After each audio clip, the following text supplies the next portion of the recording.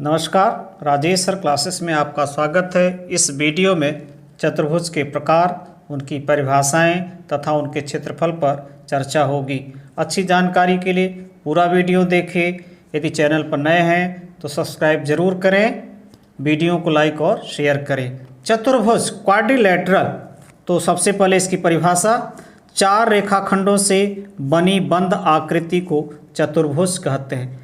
चार रेखाखंडों से बनी बंद आकृति को चतुर्भुज कहते हैं। चतुर्भुज में चार भुजाएं होती हैं, चार शीर्ष होते हैं। ये सम्मुख भुजाएं कहलाती हैं। ये इसकी सम्मुख भुजा और यह इसकी सम्मुख भुजा, ये सम्मुख कोण कहलाते हैं। ये इसके सम्मुख कोण है और यह इसके सम्मुख कोण। और चारों कोणों का योग कितना होता है? 360 डिग्री होता है। अब देखिए चतुर्भुज के प्रकार। चतुर्भुज के प्रकार, चतुर्भुज 5 प्रकार के होते हैं। तो इसमें हम पहला लेते हैं आयत, रेक्टेंगल, जिसे अंग्रेजी में रेक्टेंगल कहते हैं। ऐसा चतुर्भुज जिसकी सम्मुख भुजाएं बराबर हों तथा प्रत्येक कोण 90 डिग्री का हो, आयत कहलाता है। ऐसा चतुर्भुज जिसकी सम्मुख भुजाएं बराबर हों, जिसकी सम्मुख भुजाएं क्या हो? बराबर हों तथा प्रत्येक कोण क्या हो? 90 डिग्री हो। प्रत्येक कोण 90 डिग्री हो, आयत कहलाता है। अब यदि आयत की भुजाएं ए और बी हो, यानी इसकी लंबाई क्या हो? ए हो, लंबाई ए और चौड़ाई क्या हो? बी हो, तो आयत का परिमाप क्या होगा? 2 गुणे लंबाई धन चौड़ाई। ये तो 2, लंबाई कितनी है? ए, चौड़ाई कितनी है? बी। तो ये हुआ आयत के परिमाप का सूत्र, यानी 2 गुणे कोष्टक में लंबाई धन चौड़ाई। अब आयत का क्षेत्रफल, आयत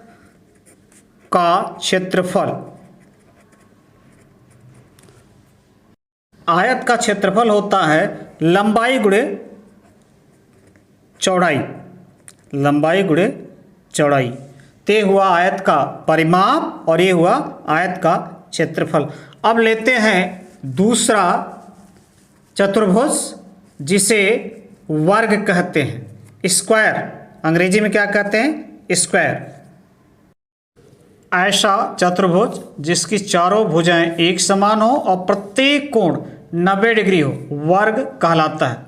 ऐसा चतुर्भुज जिसकी चारों भुजाएं क्या हो? एक समान हो, बराबर हो और प्रत्येक कोण क्या हो? प्रत्येक कोण 90 डिग्री हो, वर्ग कहलाता है। यदि वर्ग की भुजा ए, तो चारों भुजाएं ए होंगी, तो वर्ग का परिमाप क्या होगा? वर्ग का परिमाप बराबर हो जाएगा 4, यानी 4 गुणे भुजाएं, तो 4 ए लिख देंगे सीधे सीधे। अब वर्ग का क्षेत्रफल,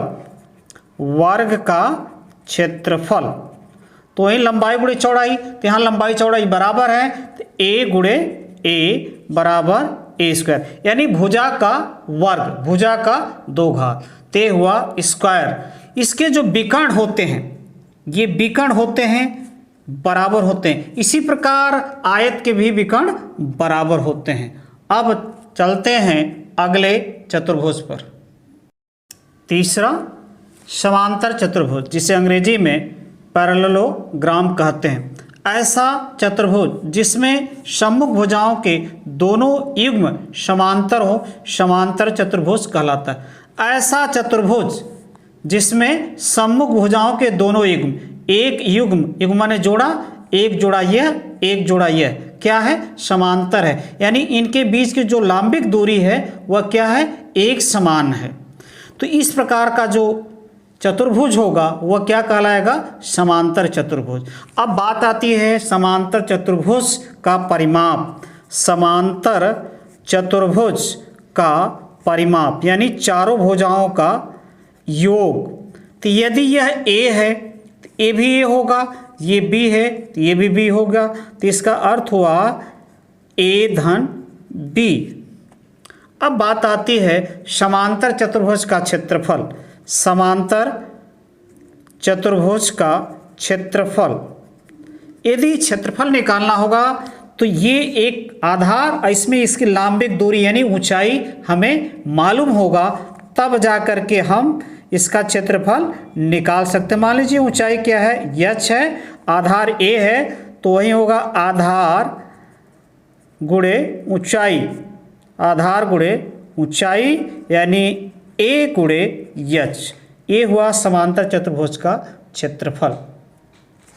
अब देखते हैं अगला चतुर्भुज, समचतुर्भुज, जिसे अंग्रेजी में रोम्बस कहते हैं।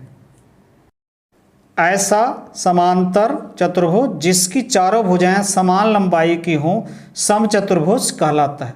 ऐसा समांतर चतुर्भुज जिसकी चारों भुजाएं समान हो समचतुर्भुज कहलाता है। यह है रोम्बस का चित्र, जिसकी चारों भुजाएं क्या हैं, समान है, एक बराबर है।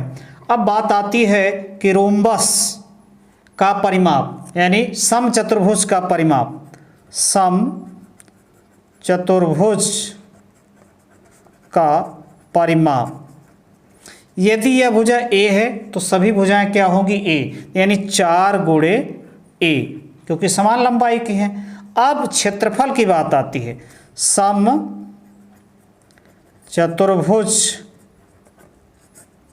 का क्षेत्रफल, तो 1/2 गुणे विकर्णों का गुणनफल। यहाँ पर हमें विकर्ण मालूम होना चाहिए। विकर्ण क्या होना चाहिए, मालूम होना चाहिए। और इसके विकर्ण जो होते हैं लंबवत काटते हैं, इसके विकर्ण क्या होते हैं, लंबवत काटते हैं, यानी ये 90 अंश का कोण बनाते हैं। तो विकर्ण यदि पहला विकर्ण D1 है और दूसरा D2 है तो D1 इंटू D2, यानी समचतुर्भुज का क्षेत्रफल विकर्णों के गुणनफल का आधा होता है। अब चलते हैं अंतिम प्रकार समलंब चतुर्भुज पर। तो अंतिम है समलंब चतुर्भुज, जिसे अंग्रेजी में ट्रेपेजियम कहते हैं। ऐसा चतुर्भुज जिसमें सम्मुख भुजाओं का एक युग्म समांतर होता है समलंब चतुर्भुज कहलाता है। ऐसा चतुर्भुज जिसमें सम्मुख भुजाओं का एक युग्म, समांतर चतुर्भुज में दोनों युग्म, इसमें एक युग्म समांतर होता है, समलंब चतुर्भुज कहलाता है। चित्र में ये समलंब की आकृति है, ये दोनों भुजाएं क्या हैं, समांतर हैं। ये भुजाएं भी समांतर हो सकती हैं, तब ये समांतर नहीं होगी, एक युग्म होना चाहिए। तो इसका परिमाप निकालना होगा तो चारों भुजाएं ज्ञात होनी चाहिए। चारों भुजाएं क्या होनी चाहिए, ज्ञात होनी चाहिए, तब हम इसका परिमाप निकाल सकते हैं। अब समलंब का क्षेत्रफल, समलंब चतुर्भुज का क्षेत्रफल निकालना चाहेंगे तो ये होता है 1/2 समांतर भुजाओं का योग। समांतर भुजा यदि ये A है, ये B है और इसकी ऊंचाई यानी लांबिक दूरी h हो तो A + B गुणे h, यानी समलंब चतुर्भुज का क्षेत्रफल होता है समांतर भुजाओं का योग गुणे h/2, 1/2 समांतर भुजाओं का योग गुणे ऊंचाई। नमस्कार।